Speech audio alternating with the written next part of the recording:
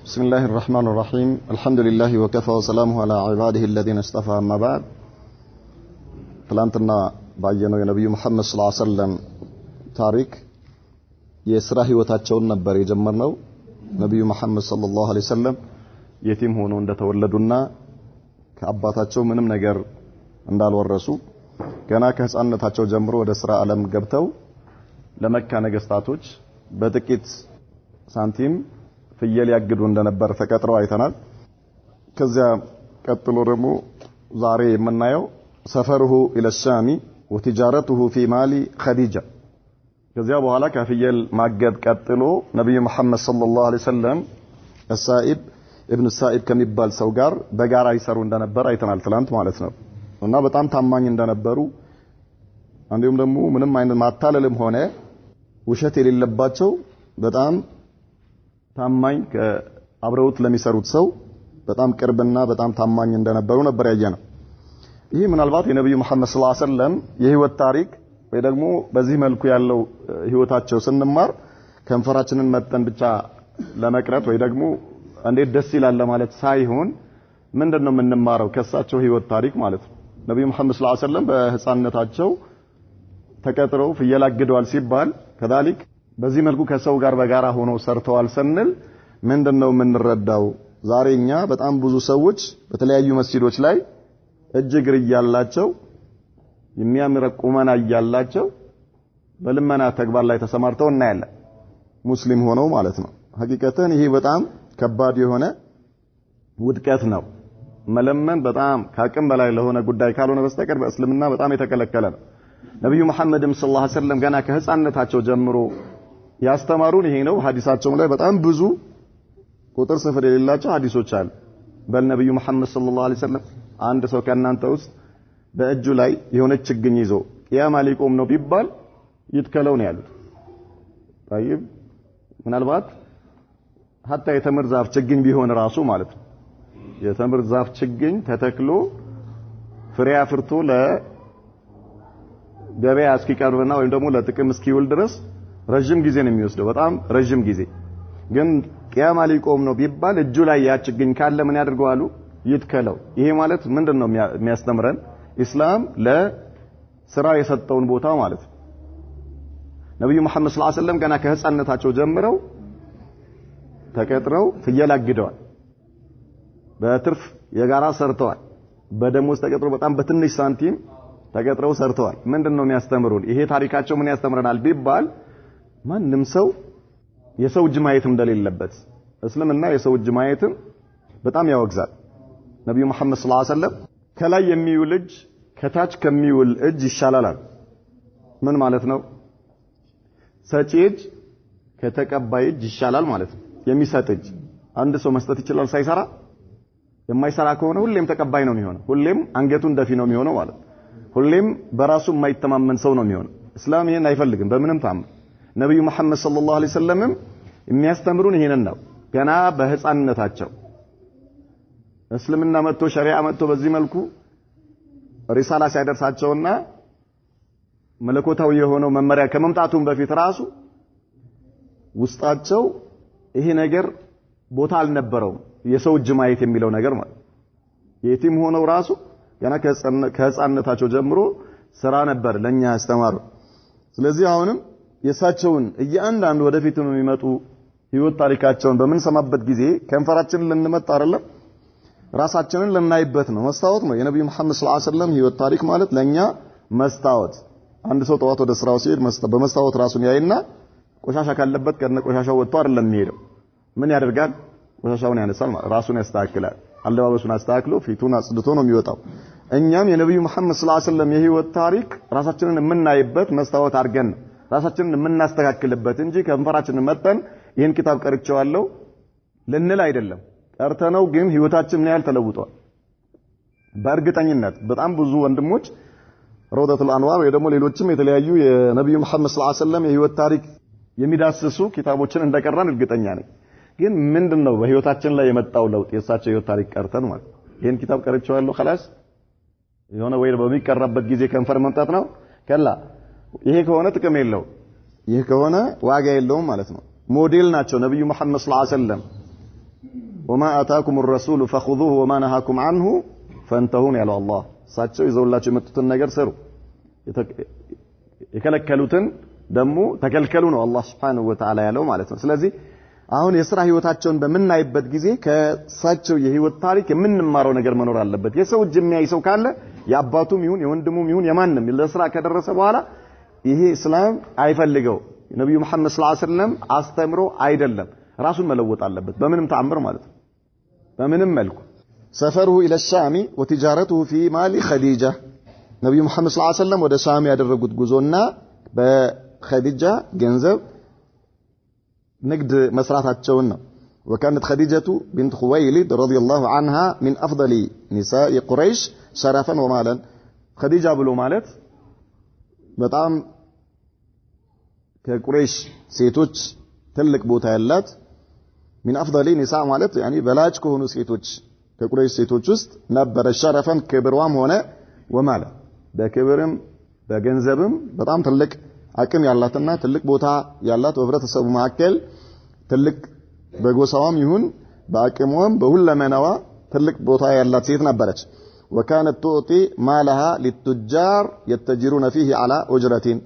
ገንዘቧ በጣም ብዙ ገንዘብ ነበራትና ምን ታደርጋለች تعطي مالها ገንዘቧን ትሰጣለች للتجار ለነጋዴዎች ማለት ነው يتجرون فيه ሊነግዱበት ከዚያስ على أجرة በክራይ ማለት ነው ገንዘቧን ይዘው ይሄዳሉ ከዛ በኋላ ያመጣሉ ገዝተው ያመጡና ይሸጣሉ ሲያስረክቧት ለእነሱ ምናላቸው የሰሩበት ድርሻ አላቸው ወይም ደግሞ በክራይ መልኩ ወይም ታስበላቸዋለች አንድ ጊዜ ሄዶ በሚመጡበት ጊዜ ሽጠው ሲያስረክቧት የሆነ ነገር ታስበላቸዋለች ማለት ነው በዚህ መልኩ በተለያየ መልኩ በጣም ብዙ ሰዎችን ታሰራና ገንዘቧ ምን ይሆናል እያደገ ይሄዳል فلما سمعت عن النبي صلى الله عليه وسلم سለ ነብዩ መሐመድ ሰለላሁ ዐለይሂ ወሰለም ስትሰማ عرضت عليه مالها ገንዘቧን ለነብዩ መሐመድ ሰለላሁ ዐለይሂ ወሰለም አቀረበችላቸው ليخرج فيه الى الشام تاجرا ከዛም ምን ይመስልሃል ይሄን ገንዘብ ይዘህ ሄደ ብትነግድበት ወደ ሻም ሄደ ነግደ ብታመጣ ምን ይመስልሃል አለቻቸው ለነብዩ መሐመድ ሰለላሁ ዐለይሂ ወሰለም وتعطيه افضل ما اعطته غيره ከዚያም እኔ ከዚህ በፊት ለነበሩ በጋራ እንዲሰሩ ገንዘቤን ከምሰጣቸው ሰዎች የተሻለ እሰጣለሁ ላንተ የተሻለ ነገር አስብልሃለሁና እስኪ አንተ በዚህ ገንዘብ ስራበት አለቻቸው وخرج رسول الله صلى الله عليه وسلم የአላህ መልእክተኛ ገንዘቧን ተቀብለው ወደ ሻም መንገድ ጀመሩ የተለያዩ ሪዋያዎች ኸሚስ ምሸት የሚባል አለ እንደገና ደግሞ ወደ ቲሃማ በአረቢያ ግዛት ላይም ነው የሚሉ አሉ ወደ ሀበሻ የገበያ ክልል ነው የሄዱትም የሚል ሪዋያ አለ በአብዛኛው ግን ጠንካራ ብለው ከሰነድ አንፃር ወደ ሻም ሄደዋል ወደ ሶሪያ የሚለውን ነው የሚይዙት ከዚያ مع غلامها ميسرة الى الشام ميسرة የሚባል ኻዲም ነበራትና ከሱ ጋር አብረው ወጡ ነብዩ መሐመድ ሰለላሁ ዐለይሂ ወሰለም ወደ ሶሪያ ማለት ነው ገንዘቧን ይዘው ለንግድ فباء وابتاع ገዙ ሸጡ ነብዩ መሐመድ ሰለላሁ ዐለይሂ ወሰለም እዛው ማለት ነው ሲገዙ ሲሸጡ ወረቢሃ ربحا عظيما በጣም ትልቅ የሆነ ትርፍ ይዘው መጡ ማለት ነው ገንዘቧን በጣም አሳድገው እሷ ከዚህ በፊት ማጣቀው አይነት ትርፍ ከዚህ በፊት የትኛውም ገንዘቧን ሰጣው ሲነግድ የነበረ ሰው ይዞላት ያልመጣው ትርፍ ይዘውላት መጡ وحصل في مالها من البركة ما لم يحصل من قبل ገንዘቧ ከዛ በፊት አይታው የማታቀው አይነት በረካ የተትረፈረፈ በረካና ትርፍ አገኘችበት ثم يعني ነብዩ መሐመድ ሰለላሁ ዐለይሂ ወሰለም ይዘውት ይያለ ማለት ነው ثم رجع الى مكة ገንዘቧ በዚህ መልኩ በጣም ብዙ ትርፍ ካተረፈ በኋላ ወደ መካ ተመለሱ وأدى الأمانة ገንዘብሽ ይኸው የሰጠሽን ገንዘብ ሰርቼ ሽጬ ነግጄበት እዚህ ደረጃ አድርሼዋለሁ ብለው አምጥተው ሰጥቷት ማለት ነው ለኸዲጃ ورأت خديجة من الأمانة والبركة ما يبهر القلوب በጣም ልብ የሚያስደነግጥ አይነት እንዴት በምን መልኩ ነው በዚህ በተወሰነ ጊዜ ይሄን ሁሉ ገንዘብ እንዴት አርጎ ሰርቶ ነው በምን መልኩ ሽጦ ነው ብሎ በጣም ግራ የሚያጋባ አይነት ነገር አየች ከነብዩ መሐመድ ሰለላሁ ዐለይሂ ወሰለም እምነትም ከመጠበቃቸው አንፃር ገንዘቧን በጣም ከማትረፉ እሳቸው የሰጠቻቸው ገንዘብ በጣም እጥፍ ድርብ ሆኖ በጣም ትልቅ ትርፍ አትርፎ በረካ ሞልቶበት ከዚህ በፊት አይታው የማታውቀው አይነት ነገር አየች وقص عليها ميسرة ما رأى في النبي صلى الله عليه وسلم ከዚያ በተጨማሪ ደግሞ ከእሳቸው ጋር አብሮ ወደ ሻም ሄዶ የነበረው የሷ ኻዲም መይሰራ የተባለው ስለ ነብዩ መሐመድ ሰለላሁ ዐለይሂ ወሰለም ያየውን ነገር ነገራት من كرم الشمائل وعذوبة الخلال በጣም يعني ልዩ የሆኑ የተለያዩ ባህሪያቶችና እንዲሁም ደግሞ በጣም ብዙ ስነ ምግባር ያቀፉ የሆኑ ነገሮችን አየ የተከበሩ ይሆኑ يقال وبعض الخوارق كذلك አውሮ መንገድ ላይ ይሄዱ ይያለ መይሰራ ምን ያያል አንዳንድ ተለምዶን የተቃረኑ ይሆኑ ከዚህ በፊት አይቷቸው የማያቅ ማንንም ሰው ማያጋጥሙት አይነት ነገሮችን አየ እንዴት አይነት مثل تذليل الملكين له في الحر መይሰራ ከሳቸው ጋር ይሄደ ይያለ ነብዩ መሐመድ ሰለላሁ ዐለይሂ ወሰለም ወደ ሻም በሚሄዱበት ጊዜ በጣም ኃይለኛ ፀሐይ ሲሆን መላእክቶች ይመጡና ከላይ ጥላ ያጠልላቸዋል ነብዩ መሐመድ ሰለላሁ ዐለይሂ ወሰለም هذا قبل البعثة ገና እኮ መጀመሪያ ማለት ገና ነብዩ ሆኖ አልተላኩም ولكن هذا من الارهاصات يعني የነብይነታቸው ማመላከቻ ነው ይሄ እና መይሰራ ያያል በጣም ይገረማል እንዴ ምንድነው ይሄ ነገር መላእክቶችን አያይም ግን ጥላ ተከትሏቸው ሲሄድ ያል ፀሐይ እንዳይነካቸው ይሄን ሁሉ ነገር ይመጣና አረ እንደውም እኮ እኔ እንዴ በጣም ለየት ያለ ነገር ነው ያየሁት እንደው ተራሰው አይመስለኝም በጣም የተለየ ኃይለኛ ፀሐይ በሚሆንበት ጊዜ ጥላ ተከትሎት ይሄዳል ፀሐይ አይነካው በጣም ለየት ያለ ማንንም ሰው ላይ የማይታዩ የሆኑ ነገሮችን አይቻለሁ ብሎ ይነግራታል ማለት ነው መይሰራ فشعرت خديجة بنيل بغيتها فيه خديجة ስትፈልገው የነበረው ነገር እንዳገኘች ተሰማት ምክንያቱም ከዛ በፊት ሁለት ባሎች ሞተውባት እየጠበቀች ነበር አላገባም ብላ ነበር የምትፈልገው አይነት ሰው ነበር ውስጧ የሚያስበው አይነት ሰው ልክ ስለ ነብዩ መሐመድ ሰለላሁ ዐለይሂ ወሰለም ሲነገራት አሁን ውስጤ ሲፈልገው የነበረው ሰው አገኘው ምኞቴ ተሳካልኝ خلاص ውስጧ ሲያልመው የነበረው ሰው አሁን በእጇ እንደገባ አሰበች طيب فارسلت اليه احدى صديقاتها تبدي رغبتها في الزواج فيه خديجه رضي الله عنها فارسلت اليه اي الى النبي صلى الله عليه وسلم ወደ ነብዩ መሐመድ ሰለላሁ ዐለይሂ ወሰለም ላከች በፊት ገንዘቧን ነበር የላከችው አሁን ለነብዩ መሐመድ ሰለላሁ ዐለይሂ ወሰለም ገንዘብ ሳይሆን የሚሰጠው ራስ መሰጠት አለበት ገንዘቧን ነበር አይደል አሁን ገንዘቤ ራሴን መስጠት አለብኝ አለች خلاص ገንዘቡ ችግር የለም طيب ራሴን መስጠት አለብኝ ላከችና ወደ ነብዩ መሐመድ ሰለላሁ ዐለይሂ ወሰለም احدى صديقاتها ከቅርብ ጓደኞቿ ውስጥ አንዷን ላከች ወደ ነብዩ መሐመድ ሰለላሁ ዐለይሂ ወሰለም تبدي رغبتها في الزواج به እሳቸውን ማግባት እንደምትፈልግ እንድትገልጽ እንድትነግርላት ላከች ነብዩ መሐመድ ጋር ሰለላሁ ዐለይሂ ወሰለም ይቻላል እንኳን ነብዩ መሐመድን ሰለላሁ ዐለይሂ ወሰለም ለማግኘት አይደለም ለሌላም ይገለጻል ምንም ማለት አለ ብዙ ጊዜ ወንዶች ናቸው ፍላጎታቸውን የሚገልጹት ሴቶች ሀያ አላቸው ፈልጋለሁ ብሎ አይናገሩ ግን ኸዲጃ ነብዩ መሐመድ ሰለላሁ ዐለይሂ ወሰለም ማን እንደሆኑ ስታይ ይሄን ዝም ማለት አደጋ ነው አላህ Subhanahu Wa Ta'ala ያመጣላትን ነገር አሳልፋ መስጠት ነው ካልተናገረች ከባድ ነው ስለዚህ ያላት እድል ምንድነው በግልጽ ነብዩ መሐመድ ሰለላሁ ዐለይሂ ወሰለም የሷ መሆን እንዳለባቸው መንገር ስለነበረባት ለካ ላገባ እፈልጋለሁ ምን ይመስልሃል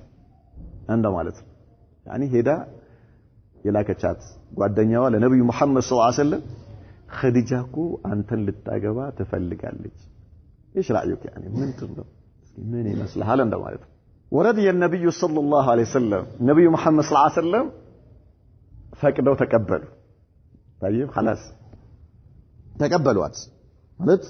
የሷን ጥሪ አክብሮ ተቀበሉ بذلك وكلم اعمامه ከዚያ በኋላ ለአጎቶቻቸው ነገሯቸው ማለት ለነብዩ መሐመድ ሰለላሁ ዐለይሂ ወሰለም አጎቶች ነገሩ فخطبوها له الى امها امر بن اسد ወደ አጎቷ አምር ብን አሰድ ይባላል የነብዩ መሐመድ ሰለላሁ ዐለይሂ ወሰለም አጎቶች ሄደው ምን አደረጉ ጥያቄ ያቀረቡ ማለት ነው ጥያቄ አቀረቡ ልጅ እሷ እንዶር ያ اخي ምናልባት በአብዛኛው እኛ ሀገር ላይ ይሄ ነገር የተለመደ ነው ማለት አንድ ሰው ለልጁ ትዳር ሲፈልግ ምን ያደርጋል ሽማግሌ ይልካል ማለት ወደ ሴቷ ቤተሰብ ይልካል ኸዲጃ ረዲየላሁ ዐንሃ መጀመሪያ ሴት ላከች ወዴት ወደ ራሳቸው ማለት ነው እሳቸውን ለትዳር እንደምትፈልጋቸው መልእክት የሚያደርስ ነብዩ መሐመድ ጋር ሰለላሁ ዐለይሂ ወሰለም ከደረሰ በኋላ ወዴት መለሱት ወደ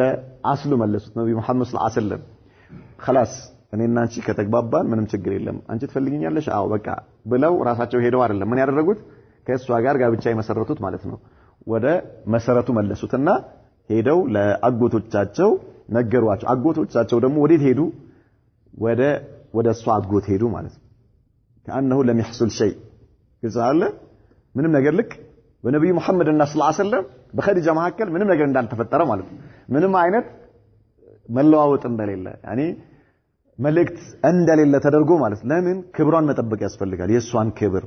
كذلك ايش የነሱንም ክብር መጠበቅ ያስፈልጋል አሁን ምንድነው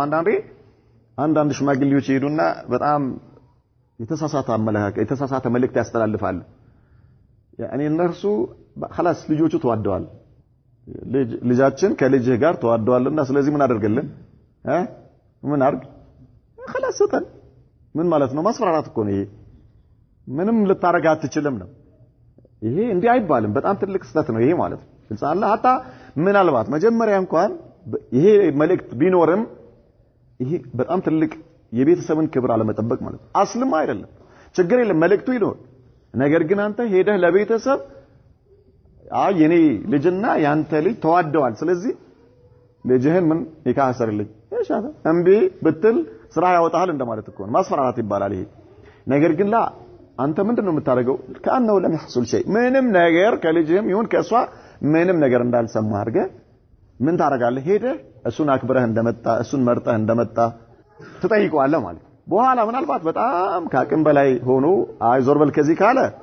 አረተው አይ ይሄማ እድሉ ያመልጣል ትለዋለህ ማለት ያኔ ከዚህ በላይ ድንበር አትለፍ ምክንያቱም ነገሩ አንተ በዚህ መልኩ ይሄን ክብር አልቀበልም የምትል ከሆነ ልጅ ፈቃደኛ ነች ስለዚህ ወዴት እንሄዳለን ወደ ሸሪዓ ፍርድ ቤት እንሄዳለን ትላለህ መቼ አምባጓሮ ከፈጠረ ማለት ነው ያኒ አላስፈላጊ የሆነ መስፈርት ደርድሮ ዞር በሉ ከዚህ የሚል ከሆነ ካልሆነ ግን መጀመሪያ በምንም ተአምር ልጅ እንደዚህ ነች ምናምን አይባልም ምን ታረጋለህ ቀጥታ ሽማግሌ ልከ ትጠይቃለህ አክብረህ ማለት ነው እኛ እናንተን መርጠን አክብረን ነው የመጣነው كذلك ነብዩ መሐመድ ሰለላሁ ዐለይሂ ወሰለም አጎቶች የኸዲጃ አጎት ጋር ሄዱ ምንም ነገር በመሐከላቸው እንዳልተፈጠረ አርገው ገና አዲስ እንደሚለምኑ አርገው ማለት ነው ተዘወጀها امها بالنبي صلى الله عليه وسلم አጎትየው ለነብዩ መሐመድ ሰለላሁ ዐለይሂ ወሰለም ምን አደረጉ ጋብቻውን ፈጸሙላቸው ማለት ነው في محضر من بني هاشم ورؤساء قريش على صداق قدره 20 بكرة وقيل 6 بركات ከዚያ በጣም ብዙ የቁሬሽ ትላልቅ ሰዎች ያሉበትና የሃሽም ልጆች ማለት የነብዩ መሐመድ ሰለላሁ ዐለይሂ ወሰለም አጎቶች ማለት ነው የአባታቸው ወንድሞች ባሉበት በክራ ማለት የግመል ልጅ ማለት ይሆናል ግመልም ማለት ይሆናል 20 ወይም 6 ያክል የግመል ልጅ ቂማ ያለው ሰዳቅ ወይም ደግሞ መህር ተደርጎ ማለት ነው አስሉ መጀመሪያ ማለ እነርሱ ጋር ማለት ነው በዚህ መልኩ ሰዳቅ የሚባለው መህር የሚባለው ነገር قبل الاسلام ራሱ ያለ ነገር ነው وكان الذي القى خطبه النكاح هو عمه ابو طالب ነበር የነብዩ መሐመድ ሰለላሁ ዐለይሂ ወሰለም አጎታቸው መጀመሪያ ኹጥባ ልክ አሁን እንደሚደረገው ነብዩ መሐመድ ሰለላሁ ዐለይሂ ወሰለም ያደረጉት ኹጥባ አለ አሁንም ኒካህ ላይ ይደረጋል ይሄ ያኔ قبل الاسلام ይሄንን ኹጥባ አደረገ አቡ ጣሊብ ማለት ነው فحمد الله واثنى عليه አላህን አመሰገነ ለአላህ የሚገቡ የሆኑ ውዳሴዎችን በአላህ ላይ ካወረደ በኋላ ثم ذكر شرف النسب وفضل النبي صلى الله عليه وسلم ስለ ነብዩ መሐመድ ሰለላሁ ዐለይሂ ወሰለም ተናገሩ የዘር ሐረጋቸው እሳቸው ያላቸው ቦታ በአረቢያ ምድር ላይ በህብረተሰቡ ውስጥ ያላቸው ቦታ ያላቸው ክብር ትልቅ ሰው እንደሆኑ ማለት ነው حتى قبل الاسلام لانه كان يلقب بمن بمحمد ايش الامين محمد الامين ተብሎ ነበር የሚጠሩት በጣም ሁሉም አማና እሳቸው ጋር ነበር የሚያስቀምጠው ነብዩ መሐመድ ጋር ሰለላሁ ዐለይሂ ወሰለም قبل الاسلام ማለት ከእስልምና በፊት ትልቅ ክብር ነበራቸው ሰው አላህ ያስታርቃሉ የተቸገረ ይረዳሉ قبل الاسلام እስልምና ከመምጣቱ በፊት يعني رساله وحي ወደሳቸው ከመወረዱ በፊት ነብዩ መሐመድ በዚህ የታወቁ ናቸው የተጣላ ሰው ያስታርቃሉ የተቸገረ ሰው ይረዳሉ የተጨቆነ ሰው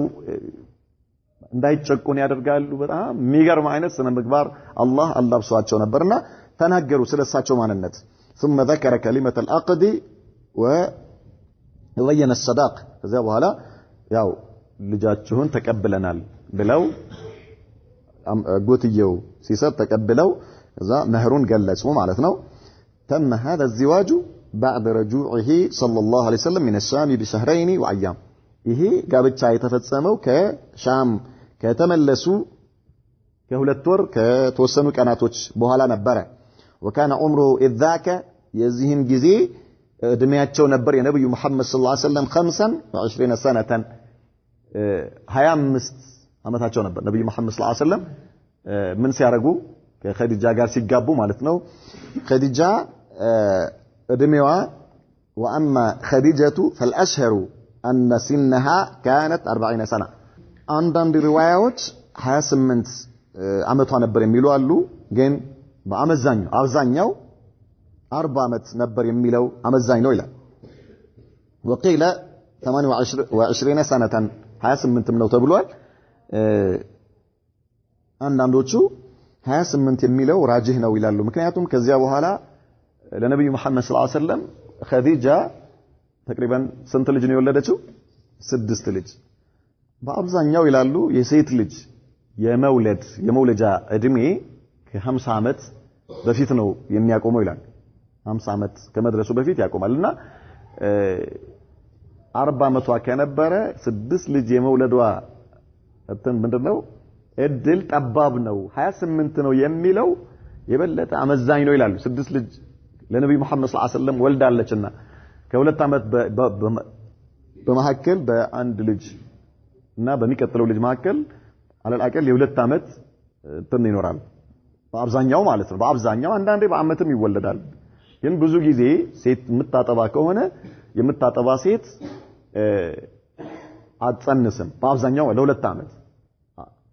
ይሄ በአብዛኛው ነው እንጂ አይቻልም ማለት አይደለም አንዳንዴ ወዲያውኑ ከተወሰነ ጊዜ በኋላ ሊጸንሱ ይችላሉ በአመትም ልዩነት ሊወለድ ይችላል ማለት ነው ግን በአብዛኛው የሁለት አመት ልዩነት ቢኖር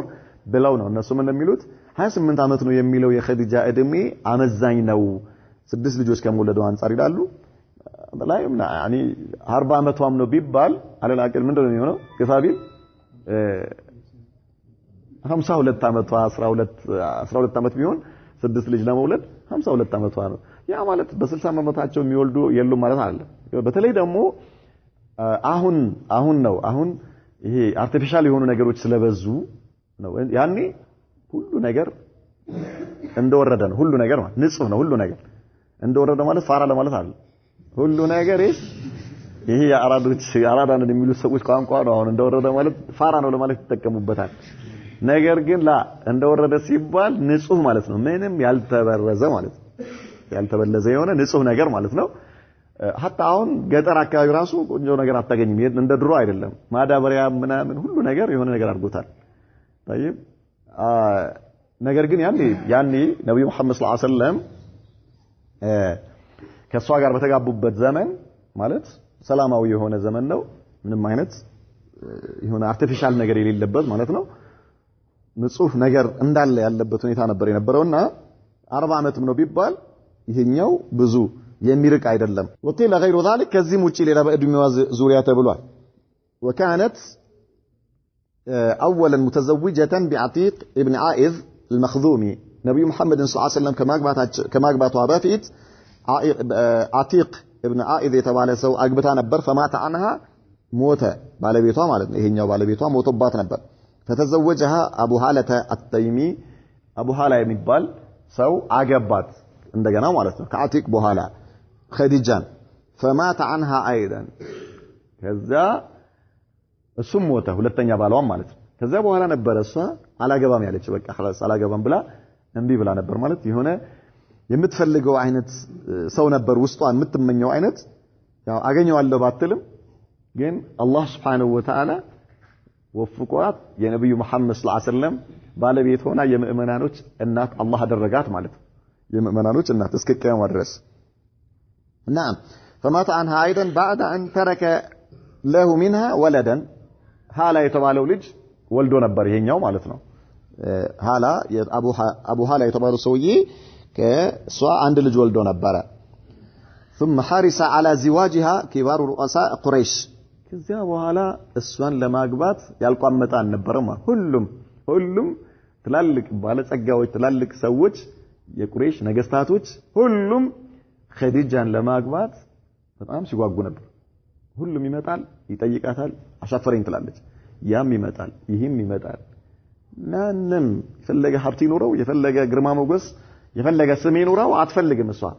እንዴ አለች አልቀበልም አለች ማን በምንም ተአምር فعابت حتى رغبت في رسول الله صلى الله عليه وسلم አልቀበልም ብላ መጨረሻ ላይ ነብዩ መሐመድ ሰለላሁ ዐለይሂ ወሰለም ከሷ ጋር አጋጣሚ ያገናኝቷቸው በንግድ ምክንያት ተገናኙ ከዛ በኋላ መይሰራ የተባለው የሷ ኻዲም ስላየው ጉድ ነገራት ከዛ በኋላ ያ ሰላም ነብዩ መሐመድን ሰለላሁ ዐለይሂ ወሰለም የፈለገው ዋጋ ከፍሎ የግል ማድረግ ግድ ነበርና እሷም አላህ ወፍቋት የራሷ አደረገቻቸው ማለት ነው እሷ ለካ በጣም ብዙ ትላልቅ ሰዎች ሲልኩ መጥተው ሲጠይቁ ሽማግሌ ቢልኩ ምን አልሰማ ማለት ነብዩ መሐመድን ሰለላሁ ዐለይሂ ወሰለም ግን ራሷ ላከችባቸው طيب እሳቸውም ቀደም እንዳየነው ያኒ ተቀበለው ምን አደረጉ ጋብቻውን ፈጸሙ ማለት ነው እድሜያቸው በመሐከል የነበረው እድሜ ተቅሪበን 40 አመት ነው ከተባለ በመሐከላቸው የስንት የ15 አመት ልዩነት ነበር የ15 አመት ማለት በነብዩ መሐመድና በሷ መሐከል ማለት ችግር የለም ምናልባት አንዳንድ ወጣቶች በእድሜ የሚበልጧችሁ ሴቶች አቅል ያላቸው መሆናቸውን ካወቃችሁ ብታገቡ ማፊሽካል ችግር የለውም ማለት በተለይ ደግሞ እንደው ምናልባት የመጀመሪያዎች ወጣቶች ይሄኛው እንደ ኩምታል ሊከብዳቸው ይችላል አስተግፍሩላህ ሊሉ ይችላሉ ማለት ነው ይሄ ማከባድ ነው አደማ ይምከን ይሄ ምን አይነት ምክር ነው እንዳትሉ ችግር የለውም ነው ማለት ብታገቡ ወይም ደግሞ ያገባ ሰው ብታዩ ነውር አይደለም ነው ግን በአብዛኛው አላህ ይወፈቃችሁ አሁን ትልቁ ችግር ወንዶች ሂመቱ الرجال ከልጅባል ይላሉ ታከላችሁ የወንዶች ሂማ እንደ ተራራ ነው ወይም ደግሞ ሂመቱ الرجال يهدم الجبال ተራራ ያፈርሳል 90 አመቱ ሆኖ ልጃገረድ ይመኛል ወንድ ማለት ነው ሂማው አይሞትም መቼም ቢሆን ማለት طيب ሽማግሌ ሆኖ ማሻአላህ ሂማው ወንድ ልጅ አስለን ይቆያል በጣም ብዙ ጊዜ ማለት ነው በጣም ብዙ ይቆያል ምናልባት ከዚህ በፊት ተነጋግረናል እስላም አራት ሚስት ከፈቀደበት ወይ ደግሞ ለወንድ አራት ሚስት እንዲያገባ ከፈቀደበት ምክንያት ወይ ደግሞ ተዓዱድ ከአንድ በላይ እንዲያገባ ከፈቀደበት አንዱ ምክንያት ምንድነው ብለናል የወንድ ልጅ ፍላጎት ከሴት ልጅ ፍላጎት በጣም ይራራቃል የሴት ልጅ ፍላጎት ከ40ዎቹ በኋላ እየሞተ ነው የሚሄደው የወንድ ልጅ ፍላጎት እስከ 70ዎቹ ድረስ ይሄዳል ይሄ ማለት አንድ ሴት እንጂ ማግባት አይቻልም ቢባል ምን ይሆናል ፈሳድ ነው የሚመጣው ሰውየው ምን ይሆን ከ40 እሱ እስከ 70 አመት ድረስ በጥንካሬው ነው ያለው ማሻአላህ ከያዘ ጉድ ነው የሚፈላው እንዴ ከጨበተ አይነት ጥንካሬ አንዳንድ ሐቂቃ አንድ አባታችን ነበሩ አላህ የጀነት ያርጋቸው 100 ምናምን አመታቸው ነው ወላሂ ከእጃቸው ማንንም አያስለቅቅም ነበር ከእጃቸው እንደዚህ ከጨበጡ ማንንም አያስለቅቅም ማንንም በጣም አንዳንድ ሰዎች አሉ አሁንም በዘጠናዎቹ ቤት ያሉ በጣም ጠንካራ ወንዶች በጣም ጠንካራ ማለት ዘጠናዎቹ ላይ ሆነው ማሻአላህ طيب እኔ ትዝ ይለኛል አሁን ያልኳችሁ አባታችን የነበሩት ተራዊህ ላይ ልክ ኢማሙ ሲያሰለምት በጁዝ ነው የሚሰገደው ልክ ወዲያው እንዳሰለምት ያሰለምቱና ብድግ ብለው ቆሞ ወደ ኋላ ያያሉ ሰፈል አወል ላይ ሆኖ ማለት ነው ከኋላ ያለው ወጣት በሙሉ መሬት ይዛል እሳቸው ማሻአላህ ተነስተው ቆሞ አስተግፍሩላህ ምን ሆናችሁ ነው ይላሉ ፈጅር ላይ ይመጡና እንትኑን ሙአዚኑን እሳቸው ናቸው አንኳኩቶ የሚያስነሱት። እንዲህ አይነት በጣም የሚገርም አይነት ነገር አለና በተለይ በአብዛኛው 60ዎቹና 70ዎቹ ላይ ኖርማል ነው የወንዶች ማለት ኖርማል ነው። ስለዚህ በዚህ ላይ ምንም መሆን ስለማይችል ኢስላም ተዓዱድ ከአንድ በላይ ማግባት ከፈቀደበት ምክንያት አንዱ ምንድነው? ይሄ ነው ማለት። ስለዚህ ከአንድ በላይ ማግባት አቅም የፈቀደላችሁ ሰዎች በተለይ ማለት የፈቀደላችሁ ሰዎች ቢያንስ ምን አርጉ? ተናዘሉ ተናዘሉ ሸርጥ አርጋችሁ እናንተም ልክ የ18 እና የ20ዎች እንጂ አልፈልግም አትበሉ። ግልጽ አለ። ቢያንስ ከአንድ በላይ የምታገቡ ወንዶች ማለት ነው ኢንሻአላህ። ኢደን ነብዩ መሐመድ ሰለላሁ ዐለይሂ ወሰለም ከኸዲጃ ጋር ሲጋቡ በማከላቸው የነበረው ጋፕ ስንት ነበር? 15። የመጀመሪያ ባለቤታቸው ነች። የመጀመሪያ ባለቤታቸው ከሷ በፊት አላገቡም ነብዩ መሐመድ ሰለላሁ ዐለይሂ ወሰለም ማለት ነው። ورغبت في رسول الله صلى الله عليه وسلم وتزوجت به فسعدت به سعادة ከዚያ በኋላ በጣም ደስተኛ ሆነች ኸዲጃ በጣም ደስተኛ يغبط عليها الاولون والاخرون ሁሉም የሚቀናባት አይነት የሷ ደስታ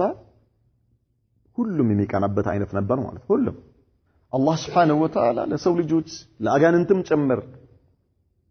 መድኃኒት አድርጎ የላካቸው አሽረፈ الخلق አግኝታ ከዚያ በኋላ የምእመናኖች እናት ለመሆን መብቃት ይሄ በጣም ትልቅ የሆነ እድል ነው ማለት ነው። በጣም ትልቅ እድል ነበር የገጠማትና ሁሉም ቀንቶባት ነበር። وهي اول ازواجه صلى الله عليه وسلم የመጀመሪያ ባለቤታቸው ነች ኸዲጃ ረዲየላሁ عنها لم يتزوج عليها غيرها حتى ماتت ነብዩ መሐመድ ሰለላሁ ዐለይሂ ወሰለም ከሷ ሌላ አላገቡም በህይወቷ እያለች እሷ ከሞተች በኋላ እንጂ እሷ በህይወት እያለች አላገቡም አበዳን። ተቅሪባን ወደ 11 ሴቶችን አግብተዋል ነብዩ መሐመድ ሰለላሁ ዐለይሂ ወሰለም። ነገር ግን ኸዲጃ እያለች በኸዲጃ ላይ ሌላ አላገቡባት። እሷ ከሞተች በኋላ ነበር ሌሎች ሚስቶቻቸውን ያገቡት ማለት ነው። وكل اولاده صلى الله عليه وسلم منها الا ابراهيم የነብዩ መሐመድ ሰለላሁ ዐለይሂ ወሰለም ሁሉም ልጆች ከኸዲጃ ነበር አላህ የሰጣቸው። ከማን በስተቀር? ከኢብራሂም በስተቀር። ኢብራሂምስ ከማን? فانه من ماريا القبطيه ከማሪያ ከምትባል ቅብጥያ ከነበረች ከሷ ነበር ያገኙት ኢብራሂምን። ወአማ ስድስቱ ልጆቻቸውስ ሁለት ወንዶችና አራት ሴቶች ከኸዲጃ ነበር አላህ Subhanahu Wa Ta'ala የሰጣቸው ማለት ነውና በጣም ነበር የሚወዷት ነብዩ መሐመድ ሰለላሁ ዐለይሂ ወሰለም ኸዲጃን በጣም ነበር የሚወዷት። አውላዱሁ ሰለላሁ ዐለይሂ ወሰለም من ኸዲጃ የነብዩ መሐመድ ሰለላሁ ዐለይሂ ወሰለም ልጆች ከኸዲጃ የነበሯቸው ልጆች ስድስት ናቸው ብለናል። አልቃሲም ثم زينب ثم رقية ثم ام كلثوم ثم فاطمة ثم عبد الله وقيل غير ذلك في عددهم وترتيبهم ቀደም ተከተላቸው ከዚህም ሌላ ተብሏል። وعلى كل حال ሁለት ወንዶችና ስድስት አራት ሴቶች አንድ ላይ ስድስት ልጆች አላህ Subhanahu Wa Ta'ala ሰጥቷቸው ነበር ማለት ነው። وقد مات البنون كلهم صغارا يعني ابراهيم عبد الله قاسم በልጅነታቸው ነው የሞቱት በልጅነታቸው ነበር የሞቱት ማለት ነው قبل الاسلام. اما البنات فقد ادركنا كلهن زمن النبوة ሴቶቹ ግን አራቱም የነብዩ መሐመድ ሰለላሁ ዐለይሂ ወሰለም መልእክተኝነት ማለት አላህ መልእክተኛ አድርጎ እስከላካቸው ጊዜ ድረስ ነበሩ። እስልምናን ደርሰዋል። በእስልምና ላይ የነብዩ መሐመድን ሰለላሁ ዐለይሂ ወሰለም ነብይነትን ተቀብለዋል። فاسلمنا وهاجرنا ሁሉም ሰልመው ነበር። ሁሉም ደግሞ ስደት አድርገዋል። ثم توفاهن الموت قبل النبي صلى الله عليه وسلم ከዚያ በኋላ ሶስቱ ሴቶቻቸው ከፋጢማ በስተቀር ከነብዩ መሐመድ ሰለላሁ ዐለይሂ ወሰለም በፊት ነበር የሞቱት። إلا فاطمة رضي الله عنها فاطمة ስትቀር ማለት ነው። فاطمة فإنها عاشت بعده صلى الله عليه وسلم 6 أشهر. ፋጢማ ግን ነብዩ መሐመድ ሰለላሁ ዐለይሂ ወሰለም ወደ አኺራ ከሄዱ በኋላ 6 ወር ብቻ ጊዜ ነበር የቆየችው። ከዚያ በኋላ እሷም ወደ አኺራ ሄደች ማለት ነው። بناء البيت وقصة التحكيم. ولما بلغت سنه صلى الله عليه وسلم نبي محمد صلى الله عليه وسلم እድሜያቸው 35 ዓመት ከደረሰ በኋላ جاء سيل جارف سدع جدران الكعبة በጣም ኃይለኛ ጎርፍ መጥቶ የካዕባን ግድግዳ አፈራረሰው وكانت قد وهنت من قبل لاجل حريق ከዚያ በፊት ካዕባ ተቃጥሎ ተዳክሞ ነበርና ጎርፍ መጣና ወና አደረገው የካዕባን ግድግዳ ናዳው فاضطرت قريش الى بنائها من جديد ከዚያ በኋላ ቁረይሾች ካዕባን ከእንደገና ለማደስና ለመገንባት ተገደዱ وقرروا ان لا يدخلوا في نفقتها الا طيبا በጣም የሚገርመው ሙሽሪኩል አረብ ሙሽሪኮች ናቸው ገና ነብዩ መሐመድ ሰለላሁ ዐለይሂ ወሰለም ነብዩ ሆነው አልተላኩም እስልምና አልመጣም በጣም ብዙ መጥፎ ተግባሮችን ይሰራሉ ግን ካዕባ በአዲስ መልክ ለማደስ ሲስማሙ ይሄን ሲወስኑ ምን አሉ ሐላል የሆነ ገንዘብ እንጂ በካዕባ ላይ እንዳይገባሉ ሐላል የሆነ ገንዘብ እንጂ በምንም ተአምር እንዳይጨመራሉ ማንንም ሰው ለካዕባ መገንቢያ ሲሰጥ ከሐላል ከስቡ ብቻ ያምጣል ከሐላል ከስብ በሐላል መንገድ ሰርቶ ካገኘው ገንዘብ ብቻ እንጂ ከዚያ ውጪ በሐራም ሰርቶ ካመጣው ገንዘብ ካዕባ ላይ ምን እንዳያረግ እንዳይቀላቅላሉ لا اله الا الله ራሳቸው ናቸው እኮ ቁረይሾች ማለት ነው የመካ ነገስታቶች አራጣ ያበድራሉ ኸምር ይሸጣሉ ምን የማይሰሩት ሐራም ስራ የለም ነገር ግን ምን ካዕባ ላይ በምንም ተአምር ምን እንዳይሆናሉ ሐራም ገንዘብ እንዳይቀላቀል በሐራም ተሰርቶ የመጣ ገንዘብ በካዕባ ግንባታ ላይ እንዳይቀላቀላል فلا يدخل فيها مهر بغي የሴተኛ ዳሪ ገንዘብ እንዳይቀላቀል እንዳትቀበሉት ሴተኛ ዳሪ ከሴተኛ ዳሪ ብር እንዳትቀበሉ ለኮሚቴዎቹ ማለት ነው ለካዕባ ግንባታ ገንዘብ የሚሰበስቡ ኮሚቴዎች እንዳትቀበሉ አሏቸው ወላ በይዓ ሪባን የሪባ አራጣ የሚነግድ ሰው በአራጣ የሚሰራ ማለት ነው በወለድ የሚሰራ ሰውም ከሱም ምን እንዳታረጉ ገንዘብ እንዳትቀበሉ አሉ ወላ መዝለመተ አሐድ እንዲሁም ደግሞ ማንንም ሰው የራሱ ያልሆነን ሐቅ የሌላውን ሐቅ የሌላ ሰው ሐቅ ማለት ነው ከሚወስድ ሰው ወይ ዘርፎ ያመጣው ወይ ደግሞ በምንም መልኩ በስልጣንም ይሁን በጉልበትም በኃይልም ተጠቅሞ የሌላ ሰው ሐቅ ወስዶ የሚያመጣ ሰው እንዳትቀበሉ አሉ ወሐቡ ኢቃብ الله على هدمها በዚህ መልኩ ከተስማሙ በኋላ በቃ خلاص ያላቸውን ገንዘብ አሰባሰቡ ከሐላል ብቻ የተሰበሰበ ገንዘብ በኋላ ተዘጋጁና እንዴት አድርጎ ያፈርሱት ከታች ከመሰረቱ ለመነሳት እንዴት አድርጎ ያፈርሱት ፈሩ አላህ እንዳያጠፋን ብሎ አላህ የሆነ ቅጣት ያመጣብናል ብሎ فقال لهم الوليد بن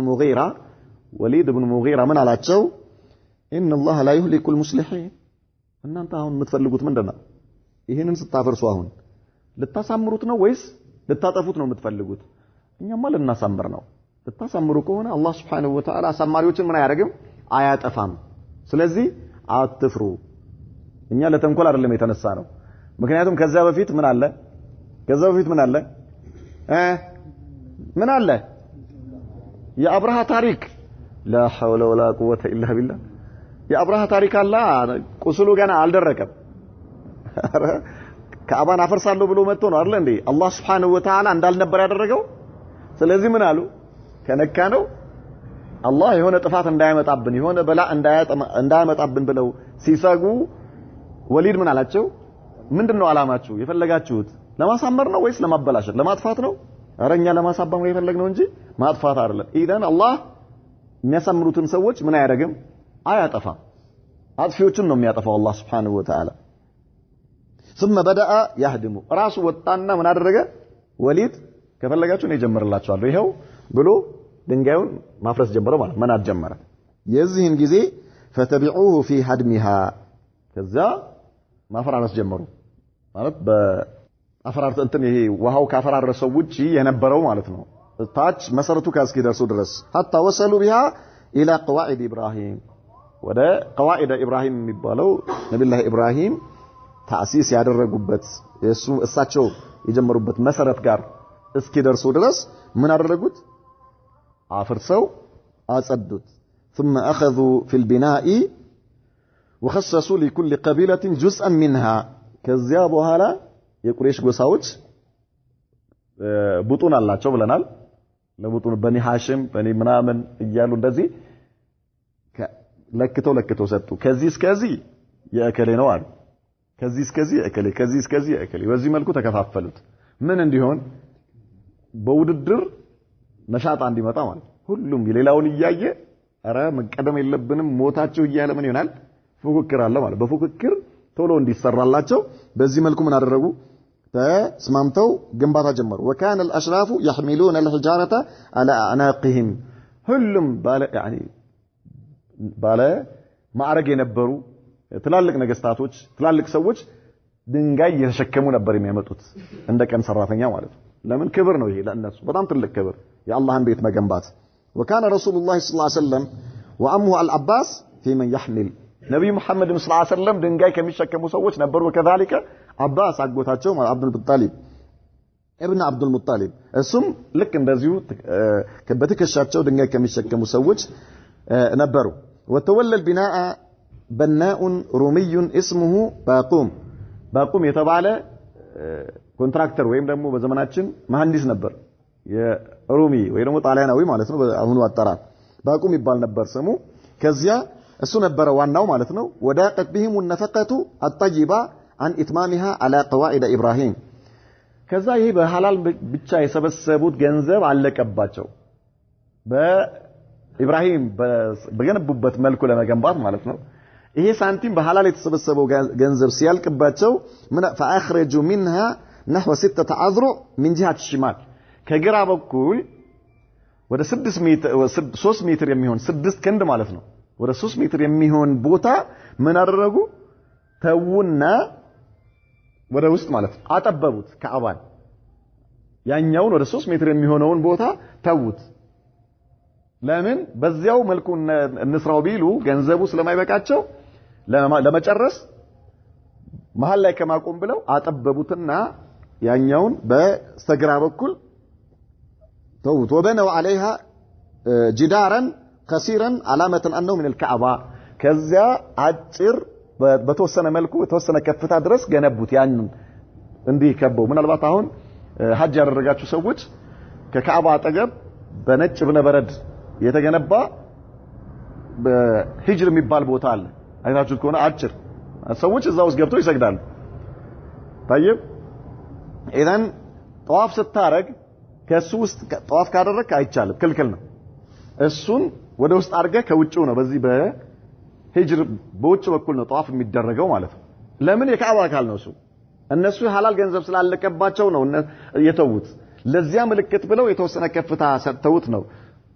አሁን ጧፍ ስታረጉ ያው ከውጭ ነው የሚደረገው በጣም ብዙ ሰዎች እዛው ውስጥ ገብተው ሰላት ሰግዳሉ ቁርአን ምናምን ይቀሩበታል አይታችሁት ከሆነ በእንትንም ይውት አሁን በመንደነው ስሙ በመታዩት ነገር ማለት ነው ይቻላል طيب علامة أنه من الكعبة وهذا الجزء هو المعروف بالحجر والحطيم بمبال يتوكل أهون إلال إن شاء الله ونكتلو سامنت نكتلالن زي لا نقوم هذا وصلى الله وسلم وبارك على نبينا محمد وعلى آله صحبه وسلم